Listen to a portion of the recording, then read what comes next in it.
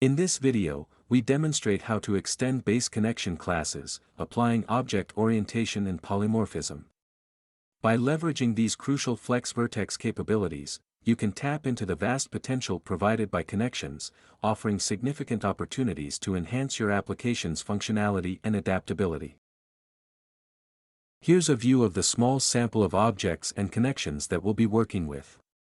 We've established relationships between Marco and a series of other objects that are relevant to him, such as a person who is identified as a friend, a profession, a destination he's visited, and an interest he has. All of these are objects, as are the connections between Marco and each of them. In this video, we're going to look at connections between Marco and the destinations he's visited. Flex connection is the foundational class that serves as the base for all connections. It provides a flexible and adaptable framework for connection objects. You're free to set both named and class-based connections. This lets you easily extend and customize its functionality as required. With the support of properties and polymorphism, Flex Connection offers a powerful and versatile solution for managing different types of connections in a robust and scalable manner. Suppose that Marco has made 4 visits to this destination. However, our application needs to categorize each visit based on what kind of visit it is. Sometimes the visit is for business, and other times it's for leisure, so we need to track that, along with either the charge code for a business trip or the primary activity of the leisure visit.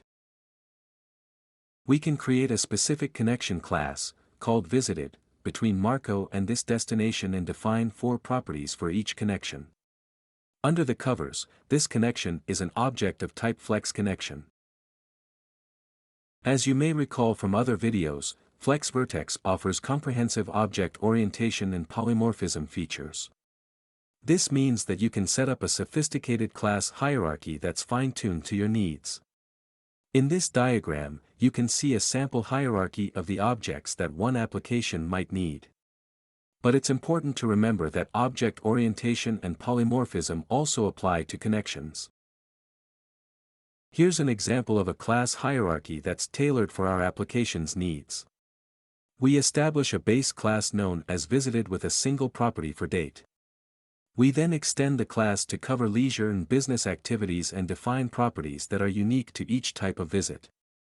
Remember that these properties may be queried, and by adding them to our class hierarchy we're helping enforce data integrity.